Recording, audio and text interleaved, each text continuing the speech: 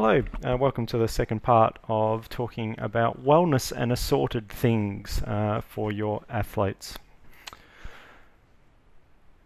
I really like to have a bit of a roadmap of how I view the performance of athletes. So for me, having this in very simple terms helps a lot with clarity around deciding whether things are worthwhile or not. So if we look at a quadrant here, or the quadrants here around how an athlete feels and the performance that they might give, I think that this gives you a nice little roadmap of the sorts of things that you need to actually measure in your athletes and monitor in your athletes, because these are the things that are going to be important with your athletes. So what we're aiming for, of course, is to be in that upper right quadrant where an athlete feels good and performs well. Equally, you can feel bad and still perform well, but usually that's not reproducible, and that's where monitoring comes in. When athletes are starting to feel bad, you might get a single great performance or a single good performance from them, but they're usually digging a hole for themselves. So it's quite possible that the training has been either too intensified, too large a change in training, but they're just not responding to the stimulus that you're giving them. And you won't necessarily know about that response unless you're seeking information on their wellness. You can feel good and perform poorly, but that's a little bit rarer, and of course you can feel bad and perform poorly. So these are the possibilities in really simplistic terms, but it gives me a bit of a roadmap for how I view training, athlete adaptation and performance. There's a few questions that you need to ask yourself in how you set up a system, though, where wellness is one of the keys. Is it science or measuring things for the sake of it that you're interested in, or are you actually interested in helping your athletes win? And winning can be many things. If you've got a development athlete, winning is developing that athlete to the point where they might be successful in the future, or it might be a win might be developing resilience. So it's not always just winning in competition, but there's a real balancing act there between what's scientifically possible that you might want to do from a particular research angle or wanting to just develop some new knowledge versus what an athlete needs to help them win, whatever their goal might be. So why? Why do we want to do these things? Well, there's a few reasons for this, but monitoring can be a very, very positive thing. So monitoring athletic preparation facilitates the evaluation and adjustment of practices to, and this is not my word, optimize performance outcomes. So this was some great work done in recent years by Anna Saw, who did a PhD all around the wellness and monitoring wellness in athletes. Because of course what you're trying to do is determine how an athlete is feeling for a given training stimulus, or for a given training stimulus at a given time of the year. Now, without actually determining the wellness of an athlete, you're only getting half the picture, and you're not making very informed decisions. I'll still argue that you'll never know if you've optimized a performance outcome, because you'll never know what's possible, and you would have to test every single scenario to know that something's optimal. But you're after the best possible performance outcomes for your athletes. So the time course becomes really critical as well. There's some external load measures that we can examine. There's some performance tests that can be done on athletes where you want to know the time course of when things are going wrong with your athlete. But as I first started with in this little part of the presentation, it's possible to actually feel good and perform poorly. And equally, it's possible to feel bad and perform well. So without knowing the time course of how an athlete's feeling, just their performance isn't going to tell you if they're responding well to a training program or not. So you need to ask yourself, when do you know if something is wrong? When do you want to know if something is wrong? And usually you want to know if something's wrong before there's an injury or before an athlete gets ill. And can one system answer it all? Yeah, maybe.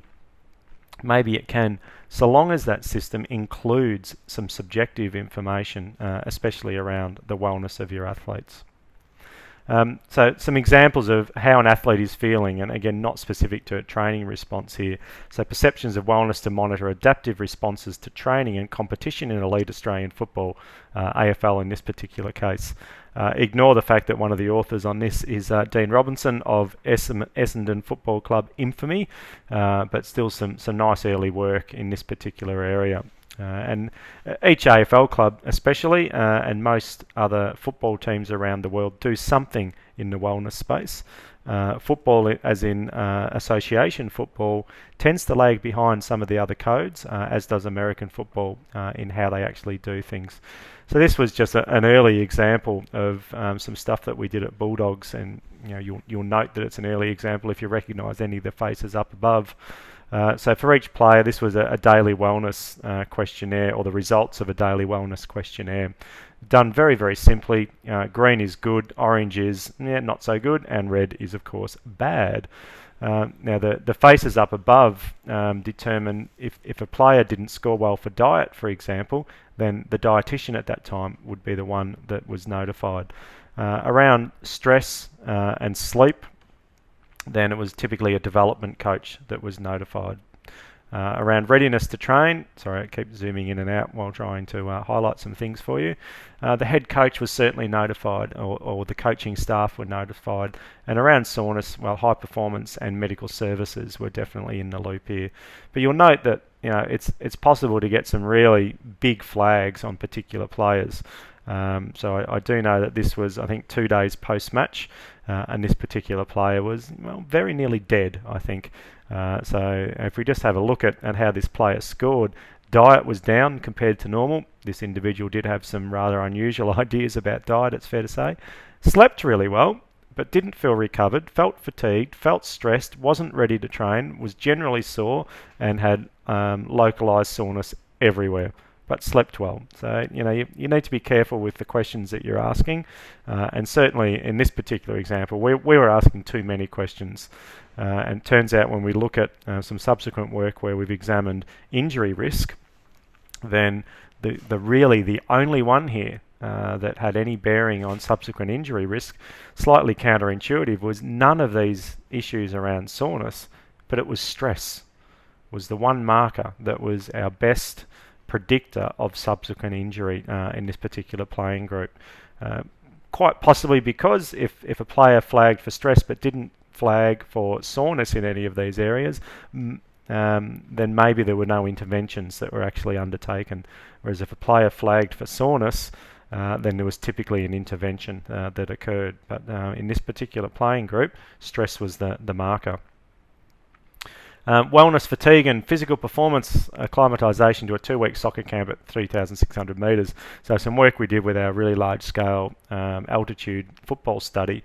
Importantly here was that wellness was a key part of what we were looking at. So this, don't worry too much about the context other than that it was international travel with a group of young athletes, so under 17 footballers in this particular case, travelling to South America under quite difficult circumstances with altitude thrown into the mix as well. So there was a real need to determine whether our players were healthy and able to adapt to the conditions. Turns out they didn't adapt particularly well. But wellness as a key measure that we took was really important. So they did get partial physiological and perceptual acclimatisation after 2 weeks, but it wasn't enough to actually ensure that their performance was similar to sea level. So this gave us a more of an insight into why performance was down. And again, wanting to predict sickness and illness in athletes before it becomes a factor. Interestingly, in this case, wellness wasn't the best measure that we could use, but it was a greater than 4% increase in heart rate during submaximal exercise was tended to result in sickness the following day. Excuse me while I recover my voice. There are other tools out there, such as measuring the general stress response in players. So the REST-Q is a survey that can be given to athletes. It comes in various lengths, though, so you need to be aware that you're going to potentially get some survey fatigue in your athletes by implementing something like this. You certainly wouldn't be doing it on a daily basis. You need to pick your moment in the training week when you would implement something like this. So how can you implement wellness monitoring? There's really simple ways of doing this. You can do this pen and paper, a little bit old-fashioned, maybe not quite as exciting and glamorous for your athletes, but so long as you're getting valuable information, that doesn't matter so much. If you have a budget for something a little bit fancier, you probably should use it, but you don't need it. And there are various systems out there. So I'm having a bit of trouble. There we go.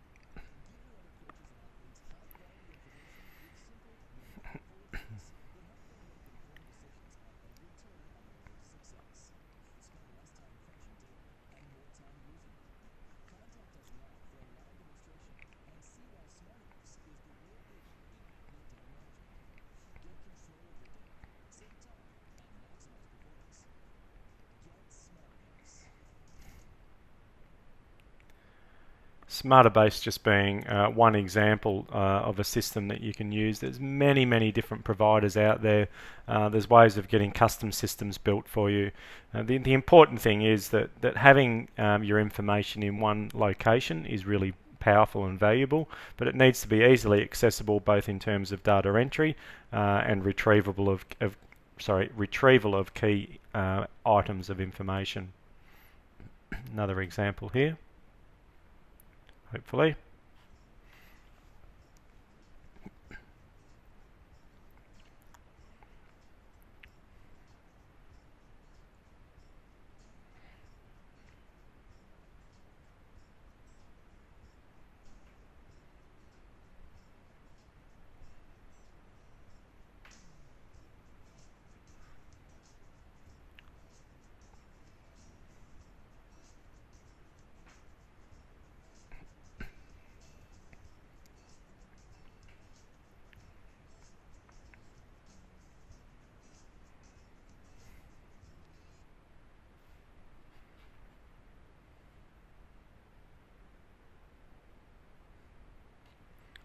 Okay, we might move on from this one. We seem to have lost sound in the middle of it.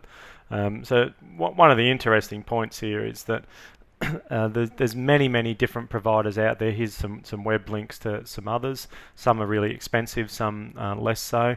They all pretty much claim to be the best at what they do, which is interesting in itself. But if you can avoid building your own system, that's usually quicker and easier unless you have the skills to do that. So you need to have an action plan in place. So what is it that you want to know from your athletes? When do you want to know it? And how often do you want to know it?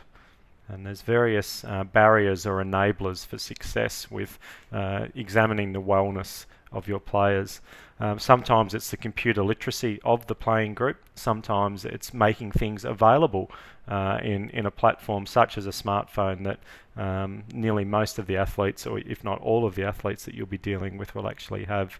But you need to have easy access for entry of the information, but then some sort of power around the analysis as well is really important. So being comfortable handling data, being comfortable on a computer is really, really important for a sports scientist working in a performance role in football. So what can you achieve? Well, the role of a self-report measure in athlete preparation, there are so many things that can be achieved. There's probably some key ones that I'll highlight here, but you can record what's going on. That's important. It's athlete-driven provision of information, so you're actually empowering your athletes to a certain extent by asking them how they feel. It's an indication of the athlete's current state, and as I say, you want to know how they feel as well as how they perform. You can review data. You can have a flag system where you make interventions on a daily basis based on things.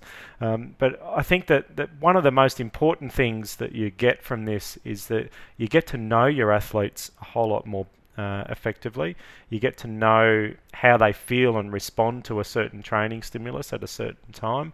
And this really initiates communication between the athlete and the staff member, and that's really vital.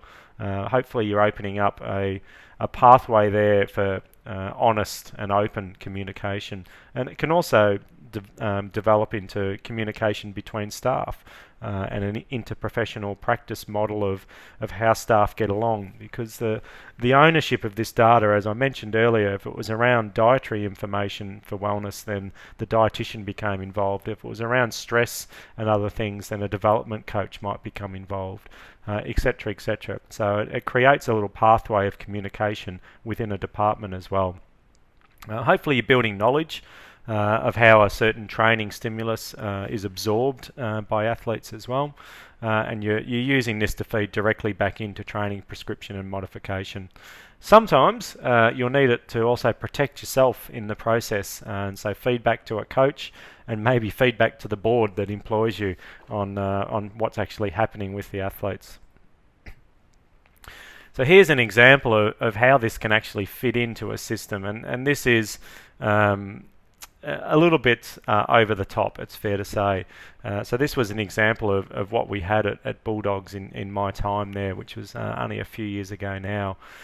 Some of this was necessary, some of it was probably a little bit of overkill, some of it we didn't actually get to. So there was screening, which was performed by physios. Of course, that's important. And then, whether there was, try and get you in the right spot here. There we go. So whether there was a flag or not determined a course of action. So if there was no flag, then straight into normal training. If there was a flag, there was an intervention, and the high performance team was advised, and the head coach was advised. Hydration testing we really used to police the athletes a little bit, so we won't talk too much about that. The wellness testing, as I mentioned, we were actually asking too many questions. But this gives you a good idea of where that information went. So if there was a flag on diet, the dietitian was involved and there was some sort of intervention. If there was a flag on sleep, high performance, and the head coach were just advised, but typically the athlete went into normal training anyway. Recovery, fatigue and stress, the performance staff, coaches and our medical were advised depending on the outcome there, and certainly with stress, player welfare was advised as well. Depending on the severity of that flag, typically it was just normal training anyway.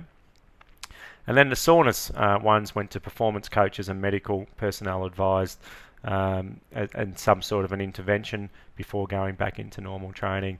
We also measured training load in slightly different ways. So we measured that with external and internal load. We did weekly jump testing, and we never actually decided to go ahead with hormonal testing. But this is the way that you can integrate wellness into your system, and it does become quite complex, and you do need a really nice tight timeline as well as flow of information to make this work. Thank you very much.